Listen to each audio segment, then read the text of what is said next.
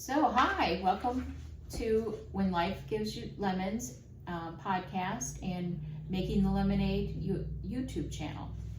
Can you believe this is our second year? I can't believe that the first year went quickly, and yes, we did get better during the first year. Yeah. Because we knew absolutely nothing when we started, and we just basically followed a bunch of YouTube videos, which all said the same thing in common. Just start doing it. Yeah, the more you do it, the better you'll get. And that we feel more comfortable doing it now. So we're adding to our little bundle here with the YouTube channel.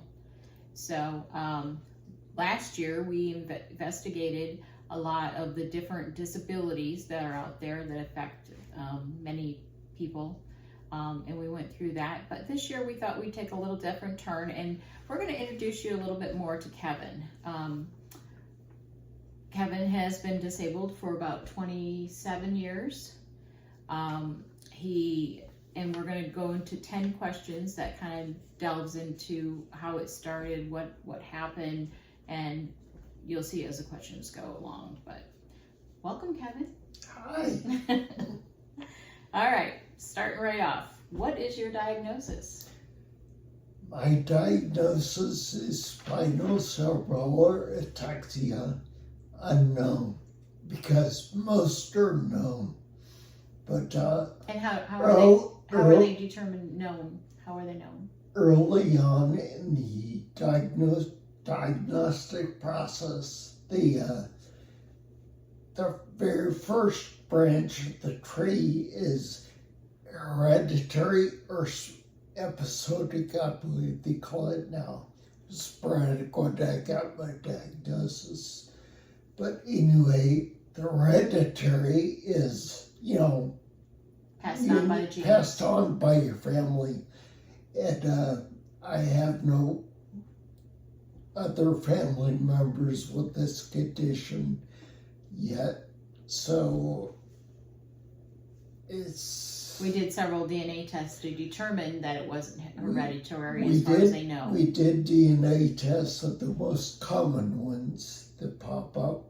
But they're very expensive, like $2,000 every test. So. No, they were a lot more than that.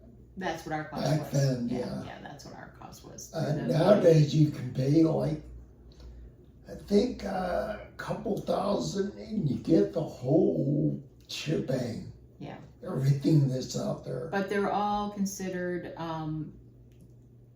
end of life type diagnoses. So there's really no advantage to having determining where it came from, is there? Oh, the advantage to knowing whether it's hereditary or not is hereditary. Like, in my case, it's,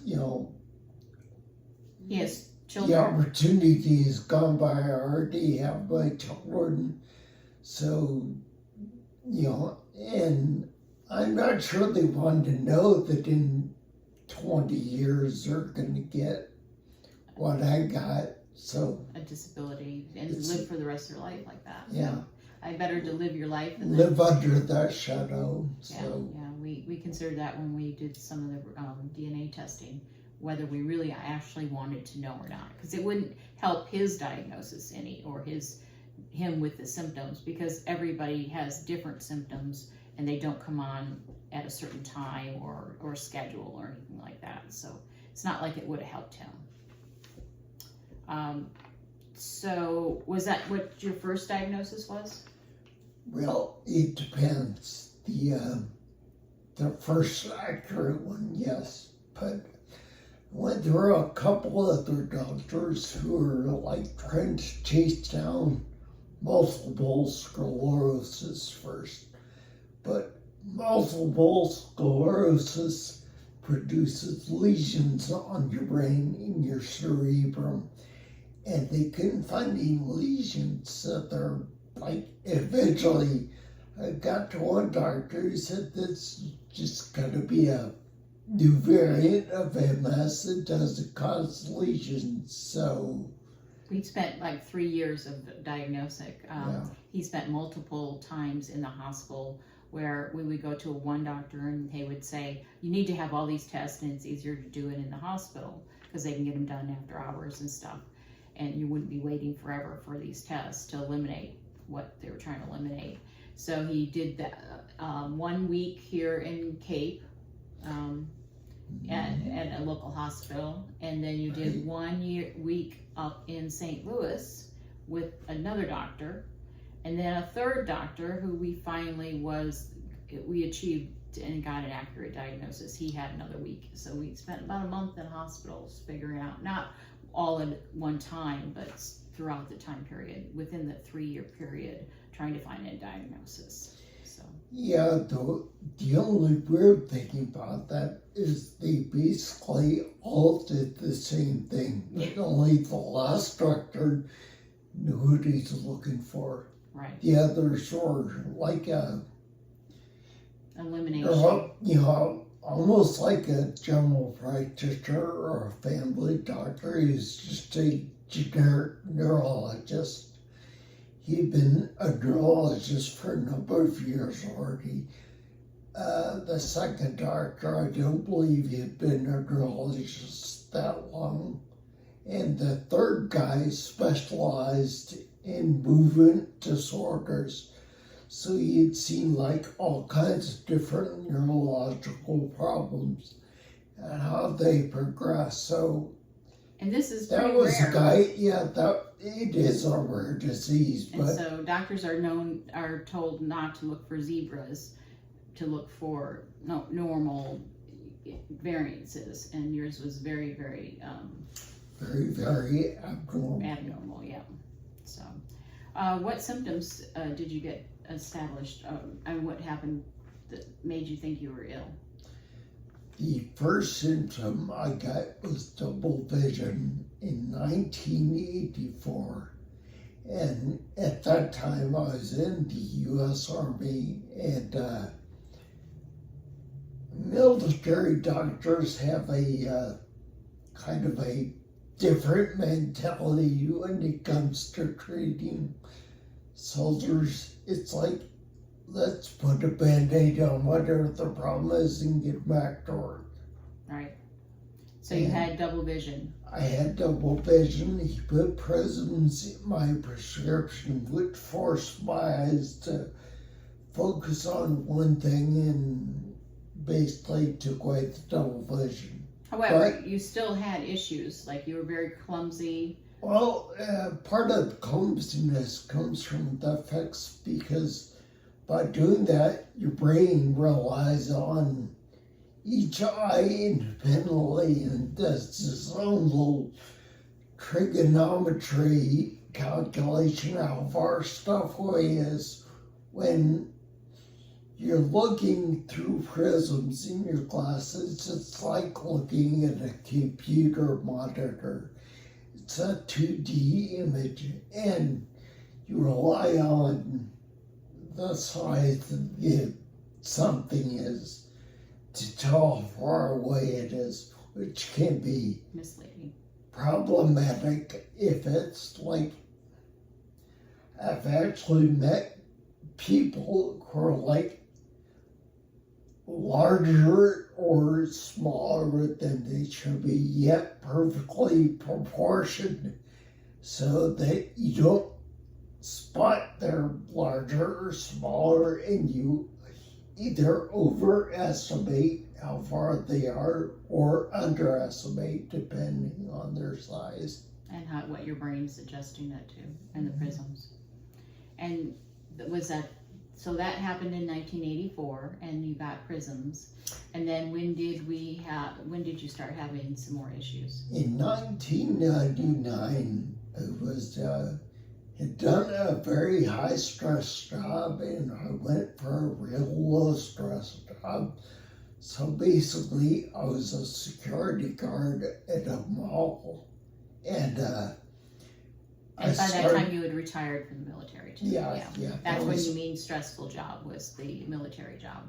Yeah, it was different. I started slurring my words, and I'd lose my balance every now and then. So he was having some issues falling down while on the job. Yeah, it was kind of like, I need to explain this to the boss, otherwise they're going to think I'm drinking on the job. Yeah, because the slurring makes it sound like you're drunk, and the staggering movement, doesn't the help. staggering doesn't help at all. Yeah, yeah. So those were the two major issues, right? Yeah, once I saw they weren't going away, there's several things I had to do. One, I had to let the boss know that I wasn't really drinking on the job, and I had to make an appointment with my doctor. I had planned on doing this at 40 anyway, just because that's a good age to start entering your twilight years and get a thumbs up from your doctor, so to speak. And this was when I was about 39, so it was a little bit before that, but I needed to make that appointment so he could say that yes, there is something going on, or no, it will go away after a couple weeks or something. Yeah, we baffled quite a few doctors. So. Oh yeah. Yeah. And of course, we went through a lot of doctors who said, I don't really understand what's going on, so I'll give your referral to somebody who does. Right, there's a lot of transferring. Yeah. Yeah. And then we're also dealing with Medicare, because you were retired, so you had TRICARE West, and then eventually, and trying to get hooked up with the VA and stuff like that. That was really hard. We ended up he was denied several times. Once we did figure out that he was disabled, was denied several times. So we eventually had to go to our senator, Emerson, Mrs. Emerson, and she eventually helped us get the disability. And he ended up being 100% disabled through the VA, which has helped. It's questionable because they will not treat his actual disease. They will treat his symptoms. To be honest about this, there is no treatment for the disease, only the symptoms. But things come up because of the symptoms. Yeah, one of the hereditary SCAs, known as Friedreich's ataxia, is doing trials on the drug right now. And they are, that is by far a more serious form of ataxia than I have. It affects your circulatory system a lot of times before you even have any other symptoms. So yeah, but the VA does handle like his cholesterol, because he's in a chair and cannot exercise anymore. He does have diabetes. It is pre-diabetic, and we're working on that. So all that stuff the VA will handle. But they will not provide him with he has to have a drug called clozapam, which stops his tremors, because he actually has muscle tremors, which are painful and also cause other issues like falling down, hurting himself in other ways. He's had a broken hand, a broken shoulder, he's ripped his rotary cuff. He fell down, hit his knees, and had a ripped, what was the knee? ACL. He ripped his ACL. So there was things that happened because of the disease, and those are the they do handle a lot of that stuff. So that's very helpful. So how do you think you've dealt with your symptoms? I suppose you want something more than badly. No, I don't think you've done it badly. Each case is individual. I mean, it was very, getting the diagnosis was heart-wrenching when you were in your late 40s or early 40s.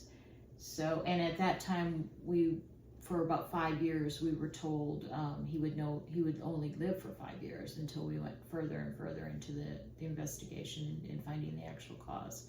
He was given a 5-year death sentence. So that was heartbreaking. Wasn't fun. Yeah. There's a lot of things, and we had a very young child, and we had two boys that were in their 20s. So, you know, it limited a lot of stuff that he was able to do with his daughter and also his older sons. Traveling was harder. Communicating via the phone got difficult via the faraway children, and, you know, not going out and playing outside with our daughter and stuff like that. It is very difficult to carry on a conversation on the phone when you don't speak clearly. Right. In our state, we have what's called 711 services, basically dedicated to hearing impaired persons. But there is the operators are trained in hearing carryover services. That is, like, I can talk, but if it's somebody who won't understand what I'm saying, it's like, you talk for me, yeah. Translator, yeah. So, but I can hear what you're saying, so yeah, it's okay. You hear it, but they type out or speak for you. Correct. Right. You've never used that though. We tried to. I've used it one time. One time, yeah. One time. Yeah. A long time ago. Yeah. Usually I'm on the conversation and can translate, or a lot of times we just don't give out Kevin's phone number. And my contact is the main contact for like medicals and stuff like that. So, honestly, I think you've dealt with the diagnosis very well. Early on, you were able to stay out of the wheelchair for a very long time, almost 10 years, because you looked into other things to try to help. You were told that if you don't use it, you will lose it. And so you started, what is the martial arts? Basically, when I first found out that this is going to alter the rest of my life and only get worse, and I need to use it or lose it, I went to a local martial arts school who specialized in disabled students. Adaptation. Yeah, adaptive martial arts is what they call it. Because, you know, basically everybody with conditions is a little bit different. So, yes, you may be in a wheelchair, but I guarantee that if you get, you know, 10 or so people in wheelchairs, they're all there for different reasons. And that is not really including like your temporary diagnosis, like, oh, I messed up my knee. So, you know, you had surgery on your knee and you had to spend like 4 weeks in your wheelchair before you're allowed to put weight on it or something like that. Right. And that kept you out of he went from, he was in a wheelchair, started off in a wheelchair, and then you went to a cane, and then to a walker. And then eventually it got so, after a couple of falls, we determined it was best if he went back into the chair. But he was able to stay out of it for a good 10 years. And that was because he was keeping the strength up in his arms and legs and stuff like that. That's very important because all his transferring is done via his arms. So he has to keep his arms very strong and fit. Same thing with his legs in order to be able to transfer. So, so in my perspective, I thought you dealt with it. There was some depression, and there was some, but that's just normal. You have to grieve what you've lost before you can move on. So, well, it was especially hard when they give you that 5-year timeline. You're hurrying, rushing, trying to get everything. We immediately went and got a will and, health proxies and stuff like that. Wanted to make sure we were being responsible. We had children that we still relied on us. So, question here, what do you wish you would have done before your diagnosis? Well, there's a lot of things that, like, one of your later questions is going to deal with bucket lists. There's a lot of things I wanted to do that I didn't have the ability to do anymore because my mobility is limited. And in other parts of the world, it's, if you're in a wheelchair, you're just plain out of luck. A lot of places aren't handicapped accessible. Yeah. So, but I meant, I think you mentioned to me one time that back in the 1984, you wish you had investigated maybe further. If I could go back in time, I would have asked the doctors here in the future, if you will, or saying, that eye doctor should have known you had double vision for a reason. And their reason is there's usually something wrong with your brain or your nerves, and he should have consulted a neurologist, but he did not. So I don't know that it would have changed anything. I couldn't really tell you. Yeah, woulda, coulda, shoulda. That's always it is, right? And what do you wish you would have done after? Was there anything you wish you'd done after your diagnosis that you didn't do? Well, I was kind of playing it by ear at first. I always was interested in martial arts, and so I took advantage of that. I needed exercise. You need to think about your balance and all that stuff. So I thought that was a good route to start The with. mental part of it is what really has helped, because you have to break things down, don't you? Mhm. When you're have a disability, this movement disability, you have to think all the time what your arms and your legs and where everything's going and what happens if it doesn't go where you think it's going to go. So I think the mentality of the martial arts structure. Plus, there are some things in martial arts you just can't do. You can't, no, let me rephrase that. You can't do right. They don't look pretty. They wouldn't pass under normal standards, if you will. But you've got to know your limitations and say, okay, I can do that, but In a different way. in a different way. I've got to either take an extra step, or one of the things that, for example, in Taekwondo, when you're going from, I believe it was green belt to blue belt, there's a form you have to learn in our school called Sa Chung. Tegut Sa Chung. The very end, you balance on one foot with the other foot standing behind you, just touching your toes to the mat. It's like, that's Impossible. not gonna work for me for more than like 30 seconds. I can hold it that long, but after that, I'm gonna fall on somebody really. And by the way, what rank did you achieve? First on black belt. Very good. Yeah, very proud of you there.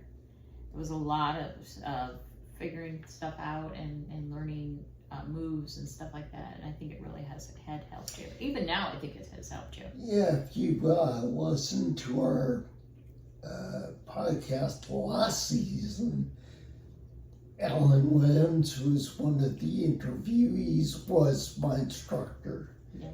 Alexis is one of my fellow students. She was a lot younger than. Yeah. Okay, let's go on. What have you learned from being handicapped? Empathy?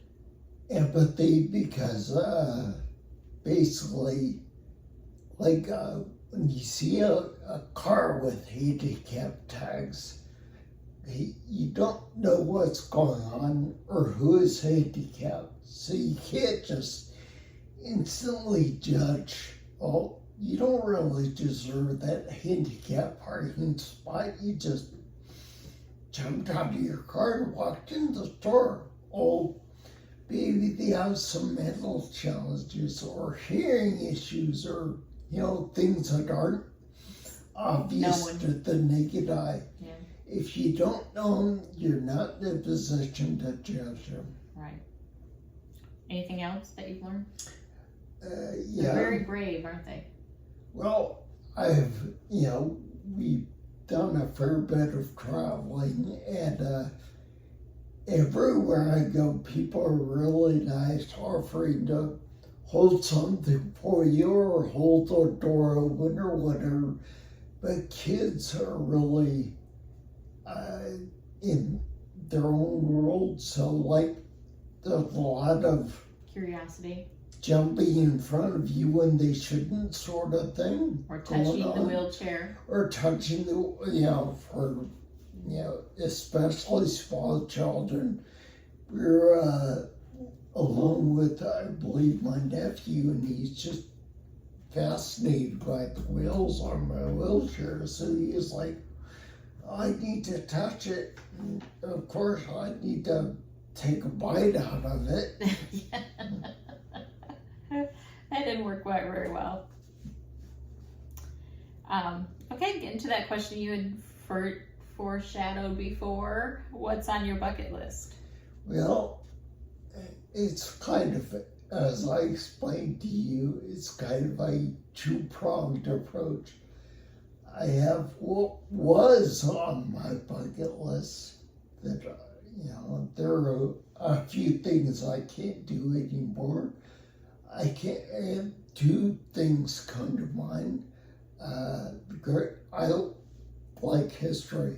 I believe I've already explained that before on our podcast, but I really would have liked to have seen the Great Pyramids of Giza, and then I also like the Mayan city of Machu Picchu, and those are kind of like out of the question now. Because you don't just want to go there and look, you want to actually get involved and do a little bit of exploring. Exactly. And there's caves that you'd like to go into and stuff like that. When you're younger, I'll say, you think of, I'd like to explore, be the Indiana Jones, notice something in the room that's never been noticed before, but hey, I'm not in their doorway, so that's kind of like, but we've done quite a bit of traveling, and we've been able to add to some of the bucket list stuff. The good news is, in this day and age, there's a lot of museums that have virtual tours online that you can, or even just go to the museum, and we've done quite a few museums at different places that we've gone, and it gives you a fair view of what's going on. And museums are usually fairly safe bet for handicapped people. And there's more and more stuff every day. There is, as we met with the we were at the Apple store the other day, and one of the big things that are, for sale in Apple in 2024 is the virtual reality system. That was really cool. Built in, and eventually I'm sure you'll be able to get those online museum tours I mentioned via virtual reality. You'll be seeing stuff. Yeah, I think there is some. I think there's some now that you can actually do. Okay, what do you think is the most difficult thing from your diagnosis and in dealing with your symptoms too? What's your most... You told me about the bathroom thing the other day.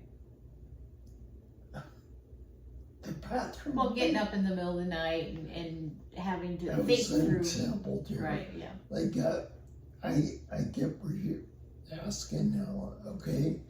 The example I gave you to Pommy when we practice this is like when you have no mobility issues, you just, if you wake up in the middle of the night and you have to pee, you just kind of halfway stumble into the bathroom, flip light on, take care of your business, go back to bed, go to sleep. No, it doesn't work that way when you're handicapped. It's like, crap, I gotta pee. So that means I have to get in the wheelchair. To do that, I need to first put my feet on the floor, sit on the bed, slide down, grab the footboard, stand up, turn around, put my butt in the wheelchair seat so I don't fall, put the arms down so I don't fall out the wheelchair. You get Get my drift. it's multiple things that he's thinking Like just to dozens get to of puzzles you have to solve getting there and back. By the time you get back, you're wide awake. because you've Your just mind done is active because you've already been using this quite a bit. It's like, I'm not gonna fall back to sleep right away, am I? and that happens with everything you do. So it's mind taxing. By the end of the night, you're exhausted because that's what he does every single day for just simple movement. He has to think through each little process in order to get there successfully. And the success is not to hurt himself any further. So. Or out of consideration, I also try not to make too much of a mess when I'm doing things. Doesn't always work, yeah. But, and I wear ear plugs in my ears, so I don't hear him getting up anyhow. Otherwise, I'd be wide awake too. Because then I'm worrying: has he hit something, or is he gonna fall down, or there's a lot of things with caretaking too that you have to. So he'll yell at me loud enough to hear if he does fall down and stuff. Yeah, but it doesn't rouse me up. That. Yeah. And our dogs are really good. So we have two little chihuahuas. And one's the little nursemaid for Kevin, follows him around behind his wheelchair all the time. And the other one, we actually trained him early on when he was a puppy that if Kevin fell, he would come get me. And so he runs, and if something happens with Kevin, he runs and gets me and tells me something's wrong, and I come back. Say I'm downstairs or something. Otherwise, I would have heard him. But if I'm like downstairs and doing laundry or something and didn't hear him. Sometimes when you're downstairs, you can hear me too. Yeah. Especially if you're cussing and swearing because you fell and hurt something. Followed by a lot of profanity. There you go. That's and eventually I'll say, "Pommy!" And I'm running along with two chihuahuas trying to get there. So let's end this on a happy note here. What is your happy place? Where do you go? Because there's a lot of stress in your life. There are two answers to that. One is the mental thing. I can be on the phone with a not understanding person. I cannot communicate with you very well. I'm having problems saying the words I need to say so you'll understand my problem. Or I spend 20 minutes trying to go through an automated menu who won't understand me. So it's like, by the time I actually talk to a live human being, I'm stressed out. I'm like irritable. Angry, irritable. It's short-tempered. Yeah. For those things, I just kind of close my eyes and think of basically memories, good things that happened to me in life. Give me one. Like my family, my kids, my, night shift we're on. It's always comic to think about things that went well, but we've had trips where things didn't go well, so I try not to think about those because that'll get me even more irritated. We have lots of happy times, though. Physically, the best release for anger is usually, commonly, exercise. Well, I'm not really in a position to exercise as much as I used to. And I used to, when I exercised, to be a martial arts that used to accommodate that stress physically. But lately I've been looking into like chair yoga to chair tai chi, just different things that, yes, I still remain seated, but I still get some exercise benefit out of. Because it's not just the exercise, it's the part that it relieves, gives you what is it called? Oxycodone, whatever it is. It's not oxycodone. No, it's not oxycodone. You wish it was that, yeah. But anyways, it releases happy hormones and stuff like that. So he needs to do more of that, though. So I want him to work out with me, and he will. We did it up to about 2 years ago, and then he's not, because it's such a hassle to get in the car and out of the car and stuff like that for him. I'm sure that's what it is. So it is. Yeah. It's not the time. And also people looking at you while you're in the wheelchair. And I don't you don't usually mind that? mind that, no. One of my jobs in the Army was training other people. And early on, you've heard of like stage fright, getting tongue-tied. It didn't matter how many people were out there listening to what I was saying. It never really bothered me. I had to get nervous about it unless there was somebody I knew in the audience and value their, perception of me. That bothers me. It bothers me if I had to explain something to Pommy because it matters what she thinks to me, what she thinks about me. And same for my children, parents, children, dogs, I guess. Yeah. Okay, you said that was your mental happy place. Is the other one physical? Well, in a way, yes, because if I'm, like, say, when we went to the Apple store, the problem was when it was a problem with Pommy's phone, so, I'm just a spectator, so I didn't have too much stress about that. But we're at my phone, and I was trying to explain the problem, or for example, some with my computer, I'm trying to explain over the phone to the manufacturer what is wrong. It just puts you in a kind of weird headspace. It's irritated, but... So what do you do when it's a physical? Same thing? Think of happy places you've been, or... Oh no, I like to have a little fun. Oh yes, I remember this. Go ahead. Kevin's usually, sarcastic, by the way. He has a very weird sense of humor, sarcastic sense of humor. So you have to know that. Now go. They'll understand it now. I'll give you an example, okay? For a long time, I was doing physical therapy on this hand. Because he broke his hand and he had to have a surgery on it.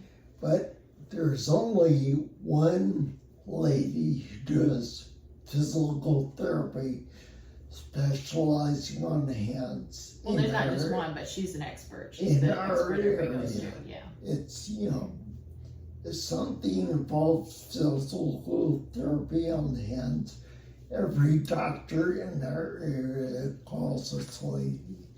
Well, And he's had extensive problems with that hand for a long time. So he's been going to her for about 3 years. So you have to understand the relationship there. Yeah. yeah, she gets me. She gets my weird sense of humor and all that. But part of her job as the one and only hand specialist is our local university is Southeast Missouri State University. And they have a physical therapy Division, of course. I want to say program. Yeah. It might just be a class. I don't know. All right.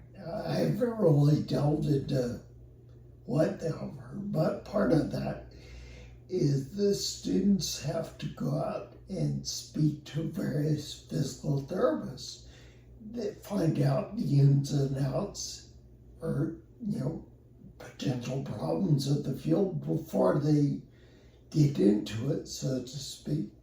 And one guy, I remember this, he, had made an appointment to shadow Donna, and she was explaining things like why we put our hands in paraffin, why we have heat to warm up, why we do this exercise, all that.